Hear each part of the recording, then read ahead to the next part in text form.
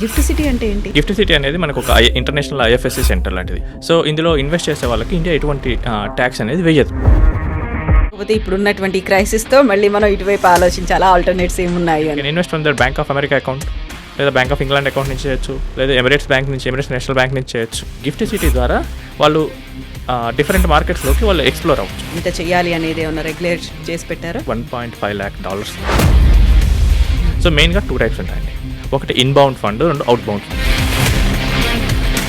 నమస్తే, నేను Kavitha. Welcome to I dream. ఈ మధ్య కాలంలో గిఫ్ట్ సిటీ అనేటువంటి కాన్సెప్ట్ ఎక్కువగా వినిపిస్తోంది. గిఫ్ట్ సిటీలో ఎవరెవరు ఇన్వెస్ట్ చేయొచ్చు? భారతీయులు, ఎన్ఆర్ఐలకి అందులో ప్రత్యేకంగా ఏమైనా స్థానం ఉంటుందా? వచ్చేటువంటి బెనిఫిట్స్ ఎలా ఉంటాయి? మనతో పాటుగా ఉన్నారు QPFP సాయిరామ్ గారు. సాయిరామ్ గారు, నమస్కారం అండి. నమస్తే మేడం. సో గిఫ్ట్ సిటీ అనేది అంత ఎక్కువగా మాట్లాడుకుంటున్నారు, పెద్ద ఎత్తున దాని గురించి చర్చ అనేది జరుగుతుంది. అసలు గిఫ్ట్ సిటీ అంటే ఏంటి? సో ఈ మధ్యకాలంలో మనకి గిఫ్ట్ సిటీ అనేది ఎన్ఆర్ఐస్ ఇండియాలో ఇన్వెస్ట్ చేయడానికి అండ్ ఇండియన్స్ కూడా ఫారెన్ కంట్రీస్లో ఇన్వెస్ట్ చేయడానికి ఒక ఈజీ రూట్గా చాలా ఫాస్ట్గా అభివృద్ధి అయితే చెందుతుంది. గిఫ్ట్ సిటీ అనేది మనకు ఒక ఇంటర్నేషనల్ ఐఎఫ్ఎస్సి సెంటర్ లాంటిది. సో ఇదేంటంటే మనకి ఇండియాలో ఉన్నా కానీ అవుట్ సైడ్ ఇండియా లాగా బిహేవ్ చేస్తూ ఉంటుంది. సో ఇందులో ఇన్వెస్ట్ చేసే వాళ్ళకి ఇండియా ఎటువంటి ట్యాక్స్ అనేది వేయదు. సో ఇప్పుడు మనకి చూసుకుంటే కనుక మెనీ ఎన్ఆర్ఐస్కి గిఫ్ట్ సిటీ ద్వారా ఇన్వెస్ట్ చేసేటప్పుడు వాళ్ళ హోమ్ కరెన్సీలో ఇన్వెస్ట్మెంట్ తీసుకోవడానికి అవకాశం అనేది ఉంటుంది. యూఎస్లో ఉన్నాను, so I can invest through my dollars. నేను దుబాయ్లో ఉన్నాను, దిర్హమ్స్ ద్వారా ఇన్వెస్ట్ చేయొచ్చు. లండన్లో ఉన్నాను, లేకపోతే యూరోప్లో ఉన్నాను, యూరోస్ ద్వారా నేను ఇన్వెస్ట్ చేయొచ్చు. సో ఈ ఫ్లెక్సిబిలిటీని గిఫ్ట్ సిటీ అనేది మనకి ఇస్తూ ఉంటుంది. అండ్ మనకి ఎన్ఆర్ఎస్కి వచ్చేసరికి one of the major concerns ఏంటంటే అండి, వాళ్ళు రూపీ డిప్రిసియేషన్ మీద చాలా ఫీల్ అవుతుంటారు. సో ఇప్పుడు వాళ్ళు డాలర్స్ తీసుకొచ్చి ఇండియాలో ఇన్వెస్ట్ చేస్తారు. తిరిగి వాళ్ళకి అవసరం వచ్చినప్పుడు మళ్ళీ ఇన్వెస్ట్మెంట్ని బ్యాక్ తీసుకుంటే ఈ లోపల ఏమవుతుందంటే డాలర్ పెరిగిపోతూ ఉంటుంది. అంటే వాళ్ళకి ఏంటంటే ఇన్వెస్ట్మెంట్ వాల్యూ అనేది పడిపోతూ ఉంటుంది. సో గిఫ్ట్ సిటీ కరెక్ట్గా ఈ పాయింట్ని సాల్వ్ చేసింది. Okay, they can invest in their home currency, డాలర్స్లో డైరెక్ట్గా ఇన్వెస్ట్ చేయొచ్చు అండ్ రిడెంప్షన్ కూడా డాలర్స్లోనే తీసుకెళ్ళిపోవచ్చు. సో ఇక్కడెక్కడ కరెన్సీ కన్వర్షన్ అనేది వాళ్ళు చేయాల్సిన అవసరం ఉండదు. సో డైరెక్ట్గా గిఫ్ట్ సిటీ ఇదంతా చూసుకుంటుంది. ఓకే. సో ఈ కరెన్సీ వచ్చే లాస్ అంతా వాళ్ళు భరించాల్సిన అవసరం అనేది ఉండదు. అండ్ ఇంకోటి ఏంటంటే గిఫ్ట్ సిటీలో ఇన్వెస్ట్ చేసే వాళ్ళకి ఇండియాలో ట్యాక్స్ ఫైలింగ్స్ చేయాల్సిన అవసరం లేదు. సో ఇండియాలో కట్టాల్సిన ట్యాక్స్ మొత్తం ఆ ఫండ్ వాళ్ళ తరపున చూసుకుంటుంది. ఓకే. కరెంట్లీ గిఫ్ట్ సిటీలో మేజర్గా ఏఎఫ్స్ అనేవి ఉన్నాయి. సో ఏఎఫ్ కేటగిరీ 3లో కనుక వాళ్ళు ఇన్వెస్ట్ చేస్తే ఒక ఫండ్ అనేది ఇన్వెస్టర్స్ తరపున ట్యాక్స్ ఫైలింగ్ అనేది చేస్తుంది. Fund will pay tax on behalf of investors. ఒకవేళ ఫండ్ కనుక మ్యూచువల్ ఫండ్లో ఇన్వెస్ట్ చేసింది అనుకోండి, అది కూడా చేయాల్సిన అవసరం ఉండదు. దేర్ ఆర్ సమ్ ఏఎస్ మనకి ఫండ్ పే చేయదు అండ్ ఇన్వెస్టర్స్ కూడా ట్యాక్స్ పే చేయాల్సిన అవసరం లేనివి కూడా ఉన్నాయి. సో కంప్లీట్గా ట్యాక్స్ అనేది జీరో అయిపోతుంటుంది. ఇప్పుడు మనకు యూఎస్ ఇన్వెస్టర్స్నే చూసుకుంటే కనుక ఇండియాలో వాళ్ళకి నార్మల్ ఉన్న ఇండియాకి యూఎస్కి ఉన్న అగ్రిమెంట్ ప్రకారం ఇండియాలో ఇన్వెస్ట్ చేస్తే కనుక ఇండియా వాళ్ళకి 15 to 20% ట్యాక్స్ వేస్తూ ఉంటుంది. అండ్ వాళ్ళ కంట్రీలో కూడా వాళ్ళు 20 to 30% ట్యాక్స్ వేస్తారు. సో వచ్చే గెయిన్స్లో దాదాపు సగం ఇక్కడే పోతుంటే ఎవరు ఇండియాలో ఇన్వెస్ట్ చేయాలని చూస్తుంటారు. సో అందుకని అంతకుముందు చాలామంది ఏంటంటే వాళ్ళు వచ్చి సింగపూర్ ఫండ్లోనో, లేకపోతే ఒక మారిషస్ ఫండ్లోనో, లేకపోతే ఒక దుబాయ్ డిఐఎఫ్సి ఫండ్లోనో ఇన్వెస్ట్ చేయడానికి ఇష్టపడేవాళ్ళు. సో మారిషస్ మనకి చాలా ఫేమస్ ఇన్వెస్ట్మెంట్ వరల్డ్లో. అక్కడ ఏంటంటే ఎటువంటి ట్యాక్సెస్ ఉండవు అండ్ ఆ కంట్రీకి చాలా కంట్రీస్తో ట్యాక్స్ ఫ్రీ అగ్రిమెంట్స్ అనేవి ఉన్నాయి. సో చాలామంది ఏంటంటే అటువైపు నుంచి వెళ్తూ ఆ ఎకానమీని అయితే కొంచెం పెంచేవాళ్ళు. సో మనం దుబాయ్ని చూస్తే కనుక దుబాయ్ ఈరోజు ఇన్వెస్ట్మెంట్ వైజ్గా చాలా అగ్రగామి ప్రపంచంలో. చాలామంది వాళ్ళ సెకండ్ హోమ్ని దుబాయ్గా ఎంచుకుంటున్నారు. కాకపోతే ఇప్పుడున్నటువంటి క్రైసిస్తో మళ్ళీ మనం ఇటువైపు ఆలోచించాలా, ఆల్టర్నేట్స్ ఏమున్నాయి అనేది. అంటే ఇది ప్రపంచం అనేది మనకి ఇది కొత్త పాయింట్ అనేది తీసుకొచ్చింది. సో ఒక ప్లేస్ మీద మనం డిపెండ్ అయితే కనుక దే కెన్ బి రిస్క్. ఆ రిస్క్ అనేది మనకి ఈరోజు వారితో అయితే మనకి తెలిసింది. బట్ మన ఇన్వెస్ట్మెంట్ పాయింట్ ఆఫ్ వ్యూలో ఏంటంటే మనకి ఈ ట్యాక్సెస్ అనేవి ఎక్కువ ఉంటాయి కనుక ఇన్వెస్టర్స్ ఇండియాలో ఇన్వెస్ట్ చేయడానికి భయపడుతున్నారు. అండ్ ఇంకోటి ఏంటంటే గిఫ్ట్ సిటీలో ఇన్వెస్ట్ చేయకుండా నార్మల్గా ఇండియాలో ఇన్వెస్ట్ చేయాలి అంటే కనుక ఎన్ఆర్ఎస్కి ఉండే అవకాశం ఏంటంటే they can invest via mutual fund route, లేకపోతే ఏదైనా పిఐఎస్ పోర్ట్ఫోలియో ఇన్వెస్ట్మెంట్ స్కీమ్ ద్వారా స్టాక్స్ కూడా డైరెక్ట్గా బై చేయొచ్చు. కానీ దీనికైతే టెండర్ సమ్ ప్రాసెస్ అయితే ఉంటుంది. వాళ్ళు వచ్చేసి వాళ్ళ పాన్ కార్డ్ అడుగుతారు, ఆధార్ కార్డ్ అడుగుతారు, పాస్పోర్ట్ అడుగుతారు, నెక్స్ట్ అక్కడ ఉండే అడ్రస్ ప్రూఫ్స్ అడుగుతారు. మళ్ళీ వాళ్ళు ఇండియా బ్యాంక్ అకౌంట్ ద్వారానే ఇన్వెస్ట్ చేయాలి. They cannot invest from their bank accounts. అదే గిఫ్ట్ సిటీ అయితే కనుక PAN card is not mandatory. PAN card లేకుండా కూడా చేయొచ్చు. Okay. They can invest from their bank of America account, లేదా బ్యాంక్ ఆఫ్ ఇంగ్లాండ్ అకౌంట్ నుంచి చేయొచ్చు, లేదా ఎమిరేట్స్ బ్యాంక్ నుంచి, ఎమిరేట్స్ నేషనల్ బ్యాంక్ నుంచి చేయొచ్చు. సో వాళ్ళు ఆస్ట్రేలియాలో వాళ్ళ బ్యాంక్ అకౌంట్ ఉంటే అక్కడి నుంచి అయినా చేయొచ్చు ఆస్ట్రేలియన్ డాలర్స్ ద్వారా. దే జస్ట్ నీడ్ అయిన పాస్పోర్ట్ అండ్ అయిన అడ్రస్ ప్రూఫ్ వాళ్ళ కంట్రీలో. ఇది చాలా సింపుల్గా అయిపోతుంది and KYC is very very simple. So even నార్మల్గా మ్యూచువల్ ఫండ్స్కి మేము ఎన్ఆర్ఎస్ కేవైసీ చేసేటప్పుడు we face a lot of issues. వాళ్ళకి ఏంటంటే వ్యాలిడేషన్ అనేది అంత తొందరగా జరగదు. అది లేటెస్ట్గా ఉందా లేదా, సో 1,00,000 వెరిఫికేషన్స్ అనేవన్నీ జరుగుతుంటాయి. దీంతో ఏంటంటే ఈ కేవైసీ ప్రాసెస్కి భయపడి చాలామంది ఇన్వెస్ట్ చేయడం మానేశారు. అదే గిఫ్ట్ సిటీ రోడ్కి వస్తే కనుక వాళ్ళ దగ్గర ఉండే documents, they can give their driving licence or they can give their electricity bill, passport ఎలాగో ఉంటుంది. ఈ 2 వాటితో వాళ్ళు కేవైసీ అనేది కంప్లీట్ చేయగలరు. ఓకే. అండ్ ఒకవేళ ఇంటర్నేషనల్గా ఉండే మన ట్రెడిషన్ ఏంటంటే గిఫ్ట్ సిటీలో ఇన్వెస్ట్ చేసేటప్పుడు ఎవరో ఒకరు ఇంటర్మీడియట్ చేసే కేవైసీ మీద రిలై అవుతూ ఉంటారు. సో మనకేంటంటే ఇప్పుడు వరకు ఇండియా ఏంటంటే గిఫ్ట్ సిటీ లేనంత వరకు ఈ హెవీ ప్రాసెస్తో, కొంచెం కష్టమైన ప్రాసెస్తో ఉండడంతో చాలామంది ఎక్కువగా పెట్టడానికి ఇష్టపడలేదు. ఇప్పుడు గిఫ్ట్ సిటీ ఏం చేసిందంటే ఈ ప్రాసెస్ అంతా సింప్లిఫై చేసింది. అండ్ ఇంకోటి ఏంటంటే మనకి ఎట్లాగూ గిఫ్ట్ సిటీలో చేస్తే కనుక ఇండియా ట్యాక్స్ ఫైలింగ్స్ అనేది చేయాల్సిన అవసరం లేదు. సో దీనివల్ల వాళ్ళకి ఏమొస్తుందంటే ఇక్కడ ఇండియాలో ఎంత రిటర్న్ వచ్చినా కానీ అదంతా ఇక్కడ tax free. They just need to do a taxation at their home country. వాళ్ళు కనుక దుబాయ్లో ఉన్నారనుకోండి, దుబాయ్ ట్యాక్స్ రూల్స్ ప్రకారం చేయాలి. దుబాయ్లో ఎలాగో ఇన్కమ్ ట్యాక్స్ ఉండదు. వాళ్ళు ఆస్ట్రేలియాలో ఉంటే ఆస్ట్రేలియన్ ట్యాక్స్, ఒకవేళ కెనడాలో ఉంటే కెనడా ప్రకారం చేయాల్సి వస్తుంది. సో వాళ్ళకి ఏంటంటే ట్యాక్సేషన్ కూడా చాలా తగ్గిపోతుంది, కన్సిడరబుల్ వర్క్ అనేది. ఒకప్పుడైతే 2 కంట్రీస్లో చేయాలి, ఇప్పుడైతే ఓన్లీ వాళ్ళ హోమ్ కంట్రీ. సో అది వాళ్ళకి ఈజీగా ఉంటుంది. సో అండ్ ఇంకోటి ఏంటంటే ఈ గిఫ్ట్ సిటీ ద్వారా వాళ్ళు డిఫరెంట్ మార్కెట్స్లోకి వాళ్ళు ఎక్స్ప్లోర్ అవ్వచ్చు. మనకి ఎన్ఆర్ఎస్ అయితే India is a growing economy.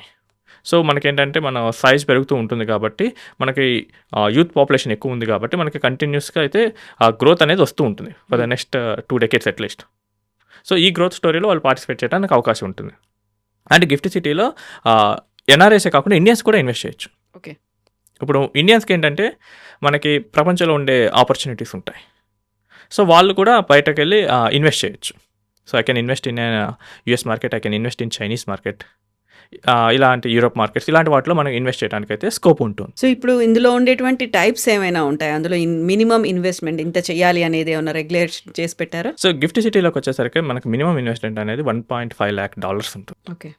So ఇది ఎందుకంటే కొత్తగా వచ్చిన ప్రోడక్ట్ కాబట్టి, so they want to test the waters.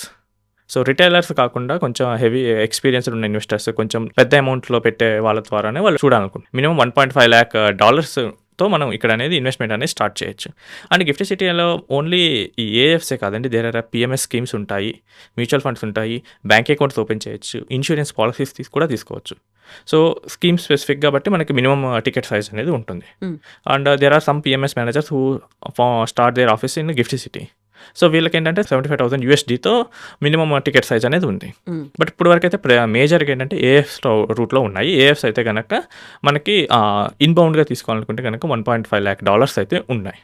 And there are some AMCs which are taking at smaller ticket size also, like మనకి ఇండియన్ రూపీస్లో చూడాలంటే కనుక సే 5 lakhs to 10 lakhs సైజ్లో కూడా తీసుకుంటున్నారు. అండ్ మీరు అడిగినట్లు గిఫ్ట్ సిటీలో రకాలు ఏంటని, సో మెయిన్గా 2 types ఉంటాయండి. ఒకటి inbound fund, 2 outbound fund. Inbound fund అంటే కనుక బయట నుంచి ఇండియాలోకి మనీ వస్తుంది, ఇండియాలో ఇన్వెస్ట్ చేస్తారు. ఓకే.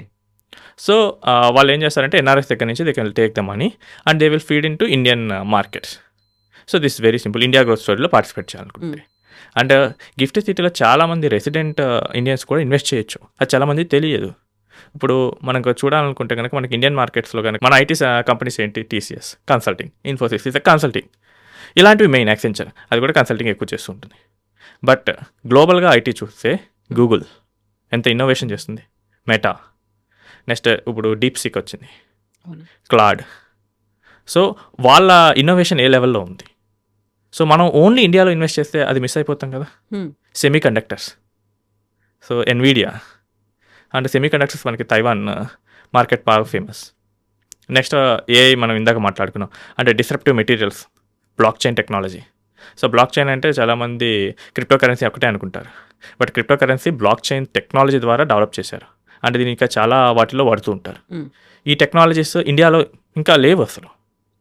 సో అవి జస్ట్ ఇప్పుడిప్పుడే మొదలవుతున్నాయి, బట్ ఫారెన్ కంట్రీస్లో చాలా ముందు స్టేజ్కి వెళ్ళిపోయాయి. మనం మన పోర్ట్ఫోలియోలో వాటిని మిస్ అవుతూ ఉన్నాం. ఇండియన్స్ ఈ ఆపర్చునిటీస్ కోసం అవుట్బౌండ్ ఫండ్లో ఇన్వెస్ట్ చేయొచ్చు. ఓకే. అంటే ఇండియా దాటి వెళ్ళిపోతుంది. సో ఇప్పుడు నా పోర్ట్ఫోలియో జనరల్గా ఒకప్పుడు అయితే కనుక మ్యూచువల్ ఫండ్ అవుట్లో అయితే ఇన్వెస్ట్ చేసేవాళ్ళు, బట్ మీరు చూస్తే కనుక డాలర్ పెరిగిపోతూ ఉందని చెప్పేసి అండ్ లిమిట్స్ని ఆర్బీఐ ఎంతైతే ఒక ఫండ్ ఎంతవరకు పెట్టాలని చెప్పేసి ఆ లిమిట్స్ అయితే సెట్ చేసింది. సో ఇప్పుడు దాదాపు అన్ని మ్యూచువల్ ఫండ్ కంపెనీస్ ఆ లిమిట్ని అయితే రీచ్ అయిపోయాయి. అండ్ రూపీ డిప్రిసియేషన్ అవటం వల్ల ఆర్బీఐ అయితే ఇప్పట్లో ఆ లిమిట్ని అయితే తగ్గించే ప్రసక్తే లేదు. సో మనకు ఉన్న ఒకే ఒక అవకాశం ఏంటంటే రెసిడెంట్ ఇండియన్స్కి ఈ గ్లోబల్ మార్కెట్స్లో ఇన్వెస్ట్ చేయాలనుకుంటే కనుక ఈ గిఫ్ట్ సిటీ ద్వారా అవుట్బౌండ్ ఫండ్స్లో ఇన్వెస్ట్ చేయొచ్చు. సో ఇప్పుడు మీరు చూస్తే కనుక లాస్ట్ 2 years నుంచి Indian markets have almost given a 0 return. Okay. But global markets have given a good returns. మనకి చైనీస్ మార్కెట్ మంచి రిటర్న్ ఇచ్చింది తైవాన్లో. నెక్స్ట్ నాస్డాక్ మంచి రిటర్న్ ఇచ్చింది. సో ఇలాంటి వాటిని మనం మిస్ అవుతుంటాం. అండ్ ఇంకోటి ఏంటంటే మనకి డాలర్ అనేది అప్రిషియేట్ అవుతూ ఉంటుంది. మనం అక్కడ ఇన్వెస్ట్ చేసేటప్పుడు మనం డాలర్స్లో ఇన్వెస్ట్ చేస్తాం. సో మనకేంటంటే టైం గడిచే కొద్దీ డాలర్ అప్రిసియేషన్ కూడా మనకి కలిసి వస్తుంది. సో ఎవరైనా ఒక 5 to 10% ఆఫ్ ది పోర్ట్ఫోలియో ఇంటర్నేషనల్గా డైవర్సిఫై చేయాలనుకున్న వాళ్ళకి కూడా ఈ గిఫ్ట్ సిటీ అనేది మంచి రూట్. మనకి LRS స్కీమ్ ద్వారా మనకు ఒక పర్సన్ $250,000 వరకు ఇన్వెస్ట్ చేయొచ్చు గిఫ్ట్ సిటీలో. ఓకే. ప్లాన్ ఉంటుంది. సో ఒక ఫ్యామిలీలో ఉంటే కనుక both wife and husband name కూడా మనం కలిపి ఇన్వెస్ట్ చేసుకోవచ్చు. సో దీనివల్ల మనకు వచ్చే బెనిఫిట్ ఏంటంటే ఈ కొత్త టెక్నాలజీస్లో ఎర్లీగా ఇన్వెస్ట్ చేసే ఆపర్చునిటీ అనేది మనకు వస్తుంటుంది. సో మనకున్నవి ఏంటంటే ప్రెసెంట్ అంటే ఐటీ సైడ్ అంతా కన్సల్టింగ్ బేసిస్ మీద ఉంది. సో ఇప్పుడు క్లాడ్ వచ్చింది, యాంథ్రోపిక్ AI. అవును. సో యాంథ్రోపిక్ ఏం చేస్తుందంటే ఆటోమేటిక్గా కోడ్ రాసేస్తుంది, కంటెక్స్ట్ బేస్డ్ కోడింగ్ అంట. అంటే దానికి మనం కంటెక్స్ట్ ఇస్తే అదే అప్లికేషన్ డెవలప్ చేస్తుంది. ఇప్పుడు దానికి ఇంకొంచెం అడ్వాన్స్ చేసి ఇప్పుడు దానంతరకు అదే అప్లికేషన్ క్రియేట్ చేసి దానంతరకు అదే హోస్ట్ అయ్యేటట్లు కనుక డెవలప్ చేస్తే కనుక ఇక్కడన్నా మన కన్సల్టింగ్ వాళ్ళకి చాలా వరకు జాబ్స్ పోతాయి. సో మన మెయిన్ ఇండియన్ వాళ్ళందరూ మెయిన్గా ఎక్కడ ఇన్వెస్ట్ చేస్తారంటే ఈ టాప్ కన్సల్టింగ్ కంపెనీస్లో ఇన్వెస్ట్ చేస్తుంటారు. సో మనం ఫ్యూచర్ని ముందుగానే ఊహించుకొని మనం ముందుగా అక్కడ ఇన్వెస్ట్ చేసుకుంటే కనుక ఒకవేళ ఇక్కడ దెబ్బతిన్నా కానీ అక్కడ వస్తూ ఉంటుంది. సో ఈ ఆపర్చునిటీస్ ఇండియాలో లేనివి ప్రపంచంలో ఉన్నాయి. అండ్ ప్రపంచంలో చాలా కంట్రీస్ ఉంటాయి. సో నేను ఎక్కడ ఇన్వెస్ట్ చేయాలి అది కూడా రావచ్చు. But US is a market which captures almost 60% of the global thing. And USలో మనకి ఫ్యాంక్ కంపెనీస్ ఉంటాయి, Facebook, Amazon, Netflix, Google. So అవి వాటికి దాదాపు చాలా కంట్రీస్లో ప్రెజెన్స్ ఉంది. సో ఈ గ్లోబల్ వాటిలో ఇన్వెస్ట్ చేయాలనుకుంటే ఒక USలో ఇన్వెస్ట్ చేసినా సరిపోతుంది. Almost 60% of the global market మనం క్యాప్చర్ చేయొచ్చు. సో స్టార్ట్ చేయాలనుకున్న వాళ్ళైతే కనుక ఈ గిఫ్ట్ సిటీ రూట్ ద్వారా ఈ గ్లోబల్ మార్కెట్స్లో ఇన్వెస్ట్ చేసుకొని డైవర్సిఫికేషన్ అనేది చేసుకోవచ్చు. ఇలా చేసుకోవడం వల్ల పోర్ట్ఫోలియో అనేది కొంచెం డైవర్సిఫై అవుతుంది. అండ్ మనకేంటంటే లాస్ట్ 1 year మనం చూస్తే Indian markets negative return, but commodities బాగా ఇచ్చాయి లాస్ట్ ఇయర్. అండ్ ఈ గ్లోబల్ మార్కెట్స్ బాగా ఇచ్చాయి. కరెక్ట్గా డైవర్సిఫై చేసుకుంటే కనుక వాళ్ళకి ఆ ఫాల్ అనేది ఉండదు. అట్లీస్ట్ కొంచెం డీసెంట్ రిటర్న్ అయినా పెరుగుండేది ఇన్స్టెడ్ ఆఫ్ నెగటివ్. సో ఇది అనేది మనం ఎలా అంటే డైవర్సిఫై చేసుకుంటే కనుక మనకి లాస్ అనేది తగ్గుతుంది. అండ్ మనం ఈ కొత్త టెక్నాలజీస్ అండ్ మనం ఇప్పుడు వరకు చూడనివి వీటిల్లో కూడా మనం ఇన్వెస్ట్ చేసుకునే ఆపర్చునిటీస్ అనేది వస్తుంది. ఎక్స్ప్లోర్ చేయాలి. యా థ్యాంక్ యూ అండి. Right madam. Thank you.